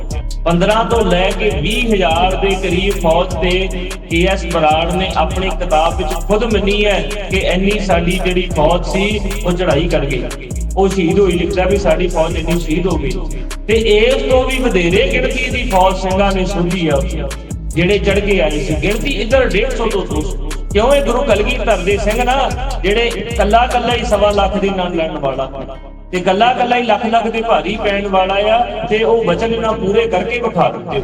ਅਸਾਮੀ ਜੰਗ ਹੈ ਦੁਨੀਆ ਦੀ, ਜਦੋਂ ਕਿ ਉਹ ਕੈਮੀਕਲ ਹਥਿਆਰ ਜਿਹੜੇ ਦੁਸ਼ਮਣ ਦੇਸ਼ਾਂ ਦੇ ਉੱਤੇ ਵਰਤਣ ਦੀ ਮਨਾਹੀ ਹੈ, ਉਹ ਕੈਮੀਕਲ ਹਥਿਆਰ ਨਾ। ਤੇ ਉਸ ਤੋਂ ਬਾਅਦ ਦਾ ਜੋ ਮੰਜ਼ਰ ਸੀ, ਕਿਉਂ ਜਿਹੜੀ ਹਥਿਆਰਬੰਦ ਸਿੰਘ ਸਨ ਉਹ ਸ਼ਹੀਦੀ ਦਾ ਜਾਮ ਪੀ ਗਏ। ਜਿਹੜੇ ਸ਼ਰਧਾਵਾਨ ਸਿੱਖ ਸੰਗਤ ਦਰਸ਼ਨ ਕਰਨ ਆਈ ਸੀ, ਉਹਨਾਂ ਦੇ ਉੱਤੇ ਫੌਜ ਨੇ ਅੰਨਾਵਾਹੀ ਜ਼ੁਲਮ ਕੀਤਾ ਹੈ। ਨਿੱਕੇ ਬੱਚਿਆਂ ਨੂੰ ਬਾਹਾਂ ਤੋਂ ਪਕੜ ਕੇ ਉਲਾਰ ਕੇ ਗੋਲੀਆਂ ਮਾਰੀਆਂ। ਇੱਕ ਮਾਂ ਜਿਹੜੀ ਆਪਣੇ ਸਿਸਕਰੇ ਹੋਏ ਬੱਚੇ ਨੂੰ ਉਹ ਸਰੋਵਰ ਦੇ ਵਿੱਚ ਜਲ ਪਿਲਾਉਣ ਲੱਗੀ, ਫੌਜ ਨੇ ਆ ਕੇ, ਇੱਕ ਫੌਜੀ ਨੇ ਆ ਕੇ ਲੱਤ ਮਾਰੀ ਤੇ ਉਹ ਕਹਿਣ ਲੱਗੀ ਮੈਂ ਤੇ ਨਿੱਕੇ ਬੱਚੇ ਨੂੰ ਪਾਣੀ ਪਿਲਾਉਣ ਲੱਗੀ ਆ, ਮੇਰਾ ਬੱਚਾ ਰੋਂਦਾ ਆ। ਤੇ ਫੌਜੀ ਕਹਿੰਦਾ ਲਿਆ ਚੁੱਪ ਕਰਾ ਦਿੰਦੇ ਆ। ਮਾਂ ਦੀ ਕੁੱਛੜ ਦੇ ਵਿੱਚ ਉਹ ਬੱਚਾ ਚੱਕ ਕੇ ਗੋਲੀ ਮਾਰ ਕੇ ਮਾਰ ਦਿੱਤਾ। ਕਹਿੰਦਾ ਲੈ ਚੁੱਪ ਕਰ ਗਿਆ, ਹੁਣ ਰੋਵੇਗਾ ਨਹੀਂ। ਬੀਬੀਆਂ ਦੇ ਨਾਲ ਜਬਰ ਜਨਾਹ ਕੀਤੇ ਗਏ, ਲੁੱਟ ਖਸੁੱਟ ਕੀਤੀ ਗਈ। ਦਰਬਾਰ ਸਾਹਿਬ ਰੈਫਰੈਂਸ ਜਿਹੜੀ ਲਾਇਬ੍ਰੇਰੀ ਸੀ ਉਸ ਨੂੰ ਅੱਗ ਲਾ ਦਿੱਤੀ ਗਈ। ਤੋਸ਼ਾਖਾਨਾ ਜਿੱਥੇ ਸਿੱਖ ਰਾਜ ਵੇਲੇ ਦੇ ਵੱਡੇ ਬੇਸ਼ਕੀਮਤੀ ਮਹਾਰਾਜ ਜੀ ਦੇ ਲਈ ਨਜ਼ਰਾਨੇ ਭੇਟ ਕੀਤੇ ਸਨ, ਉਹਨਾਂ ਨੂੰ ਲੁੱਟਿਆ ਗਿਆ ਤੇ ਮਹਾਰਾਜ ਜੀ ਦੀਆਂ ਦੁਰਲੱਭ ਜਿਹੜੀਆਂ ਸਰੂਪ ਸੀ, ਸਤਿਗੁਰਾਂ ਦੇ ਹੱਥ ਲਿਖਤ ਸਰੂਪ ਸਨ, ਮਹਾਰਾਜ ਸਾਹਿਬ ਜੀ ਦੇ ਦਸਤਖਤਾਂ ਵਾਲੇ ਸਰੂਪ ਸਨ, ਉਹ ਸਰੂਪ ਉਹ ਕੁਝ ਮਿਲਟਰੀ ਆਪਣੇ ਨਾਲ ਚੱਕ ਕੇ ਲੈ ਗਏ ਤੇ ਕੁਝਾਂ ਨੂੰ ਉਹਨਾਂ ਨੇ ਅੱਗ ਲਾ ਕੇ ਸਾੜ ਦਿੱਤਾ। ਐਡਾ ਵੱਡਾ ਸਾਡਾ ਨੁਕਸਾਨ ਹੋਇਆ ਹੈ ਇਸ 1984 ਵਿੱਚ। ਪਰ ਇੱਕ ਗੱਲ ਜਿਹੜੀ ਸਮੁੱਚੇ ਸੰਸਾਰ ਦੇ ਵਿੱਚ ਪ੍ਰਗਟ ਹੋ ਗਈ ਕਿ ਗੁਰੂ ਕਲਗੀਧਰ ਪਿਤਾ ਦੇ ਸਿੰਘਾਂ ਦੇ ਵਿੱਚੋਂ ਮਰਨ ਦਾ ਤੇ ਲੜਨ ਦਾ ਜਜ਼ਬਾ ਨਹੀਂ ਮਿਟ ਸਕਦਾ। ਇਹਨਾਂ ਦੇ ਜਜ਼ਬੇ ਨੂੰ ਮਿਟਾਉਣ ਵਾਲੇ ਮਿਟ ਗਏ। ਉਸ ਤੋਂ ਬਾਅਦ ਵੇਖਿਆ ਆਪਾਂ ਨੇ ਕੀ ਵਰਤਿਆ। ਇਹ ਜੂਨ 84 ਵਰਤਿਆ ਤੇ 31 ਅਕਤੂਬਰ ਨੂੰ ਇੰਦਰਾ ਗਾਂਧੀ ਨੂੰ ਉਸ ਦੀ ਬਣਦੀ ਸਜ਼ਾ ਦੇ ਦਿੱਤੀ ਗਈ। ਜਨਰਲ ਵੈਦਿਆ ਨੂੰ ਸਿੰਘਾਂ ਨੇ ਸੋਧ ਦਿੱਤਾ ਹੈ। ਆ KS ਬਰਾੜ ਜਿਹੜਾ ਅੱਗੇ ਹੋ ਕਰਕੇ ਸਾਰੀ ਫੌਜ ਦੀ ਅਗਵਾਈ ਕਰ ਰਿਹਾ ਸੀ, ਇਹਦਾ ਇੱਕੋ ਇੱਕ ਪੁੱਤਰ ਸੀ, ਐਕਸੀਡੈਂਟ ਵਿੱਚ ਮਰ ਗਿਆ। 3 ਦਿਨ ਲਾਸ਼ ਰੁਲਦੀ ਰਹੀ ਤੇ ਅੰਤ ਦੇ ਵਿੱਚ ਸੰਸਕਾਰ ਵੀ ਨਹੀਂ ਸੀ ਕਰ ਸਕਿਆ, ਲਾਸ਼ ਸੜ ਗਈ ਸੀ, ਗਲ ਗਈ ਸੀ ਤੇ ਆਪ ਘਰਵਾਲੀ ਮਰ ਗਈ। ਘਰ ਦੇ ਵਿੱਚ ਸਰਕਾਰ ਨੇ ਨਜ਼ਰਬੰਦ ਕੀਤਾ ਹੋਇਆ ਸੀ, ਡਰਦਾ ਸੀ ਬਾਹਰ ਨਾ ਨਿਕਲਦਾ, ਡਰਦਾ ਮਾਰਾ ਬਾਹਰ ਨਹੀਂ ਸੀ ਨਿਕਲਿਆ ਕਰਦਾ। ਕੈਂਸਰ ਦੇ ਨਾਲ ਲੜਦਾ ਘਰ ਦੇ ਅੰਦਰ ਪਾਗਲ ਹੋ ਗਿਆ ਸੀ, ਡਿਪਰੈਸ਼ਨ ਦੇ ਵਿੱਚ ਆ ਗਿਆ ਤੇ ਪਾਗਲ ਹੋਇਆ, ਕੈਂਸਰ ਦੇ ਨਾਲ ਲੜਦਾ ਘਰ ਦੇ ਵਿੱਚ ਰਹਿ ਕੇ ਮਰ ਗਿਆ। ਜਿਨ੍ਹਾਂ ਜਿਨ੍ਹਾਂ ਸਿੱਖ ਕੌਮ ਦੇ ਉੱਤੇ ਵਧੀਕੀਆਂ ਕੀਤੀਆਂ ਤੇ ਉਹਨਾਂ ਦਾ ਅੰਤ ਦੇ ਵਿੱਚ ਅਸਰ ਇਹ ਹੋਇਆ। ਤੇ ਸੱਚੇ ਪਾਤਸ਼ਾਹ ਮਹਾਰਾਜ ਸਾਹਿਬ ਜੀ ਦੀ ਕਿਰਪਾ ਹੈ, ਗੁਰੂ ਕਾ ਖਾਲਸਾ ਚੜ੍ਹਦੀ ਕਲਾ ਵਿੱਚ ਜਿਉਂਦਾ ਸੀ, ਹੈ ਤੇ ਜਿਉਂਦਾ ਰਹੇਗਾ। ਇਹ ਮਹਾਰਾਜ ਜੀ ਨੇ ਸਾਨੂੰ ਬਖਸ਼ਿਸ਼ ਕੀਤੀ ਹੈ, ਰਹਿਮਤ ਕੀਤੀ ਹੈ। ਤੇ ਜੋ ਗੁਰੂ ਅਰਜਨ ਦੇਵ ਮਹਾਰਾਜ ਜੀ ਤੋਂ ਸ਼ਹੀਦੀਆਂ ਦਾ ਪ੍ਰਕਰਨ ਆਰੰਭ ਹੋਇਆ ਤੇ ਉਹ ਫਿਰ ਜਿੰਨਾ ਚਿਰ ਤੱਕ ਸਿੱਖ ਕੌਮ ਹੈ ਇਹਨਾਂ ਨੂੰ ਸ਼ਹੀਦੀਆਂ ਦਾ ਬਲ ਆਉਂਦਾ ਹੈ ਤੇ ਇਹ ਸ਼ਹੀਦ ਹੁੰਦੇ ਹੀ ਰਹਿਣਗੇ। ਤੇ ਇਹਨਾਂ ਨੇ ਆਪਣੀ ਧਰਮ ਦੀ ਚੜ੍ਹਦੀ ਕਲਾ ਦੇ ਲਈ ਆਪਾ ਕੁਰਬਾਨ ਕਰਨ ਤੋਂ ਪਿੱਛੇ ਨਹੀਂ। ਤੇ ਇਹ ਸਮੁੱਚੇ ਹੀ 1984 ਦੇ ਸ਼ਹੀਦਾਂ ਦੇ ਚਰਨਾਂ ਦੇ ਵਿੱਚ ਰਮਤ ਹੈ, ਜਿਨ੍ਹਾਂ ਨੇ ਆਪਾ ਕੁਰਬਾਨ ਕਰ ਦਿੱਤਾ, ਜਿਨ੍ਹਾਂ ਨੇ ਆਪੇ ਦੀ ਪਰਵਾਹ ਨਹੀਂ ਕੀਤੀ, ਪਰਿਵਾਰਾਂ ਦਾ ਮੋਹ ਨਹੀਂ ਕੀਤਾ, ਪੈਸੇ ਦਾ ਮੋਹ ਨਹੀਂ ਕੀਤਾ, ਸਿਰਫ ਤੇ ਸਿਰਫ ਗੁਰੂ ਹਰਗੋਬਿੰਦ ਸਾਹਿਬ ਮਹਾਰਾਜ ਸੱਚੇ ਪਾਤਸ਼ਾਹ ਜੀ ਦੇ ਮੀਰੀ ਪੀਰੀ ਦੇ ਨਿਯਮ ਦੇ ਉੱਤੇ ਪਹਿਰਾ ਦਿੱਤਾ। ਆਪਾ ਕੁਰਬਾਨ ਕਰਕੇ ਧਰਮ ਦੇ ਲੇਖੇ ਜਿੰਦੜੀਆਂ ਲਾ ਦਿੱਤੀਆਂ ਤੇ ਸੱਚੇ ਪਾਤਸ਼ਾਹ ਦੀ ਗੋਦ ਵਿੱਚ ਆ ਬਿਰਾਜੇ। ਸਮੁੱਚੇ ਹੀ ਉਹਨਾਂ ਸਿੰਘਾਂ ਸਿੰਘਣੀਆਂ ਭੁਜੰਗੀਆਂ ਭੁਜੰਗਣਾ ਜਿਨ੍ਹਾਂ ਧਰਮ ਹੇਠ ਕੁਰਬਾਨੀਆਂ ਕੀਤੀਆਂ, ਸੀਸ ਦਿੱਤੇ, ਆਪੇ ਬਾਰੇ ਉਹਨਾਂ ਦੇ ਚਰਨਾਂ ਵਿੱਚ ਨਮਸਕਾਰ। ਹੋਈਆਂ ਭੁੱਲਾਂ ਦੀ ਖਿਮਾ ਆਖੋ ਜੀ। ਵਾਹਿਗੁਰੂ ਜੀ ਕਾ ਖਾਲਸਾ, ਵਾਹਿਗੁਰੂ ਜੀ ਕੀ ਫਤਿਹ।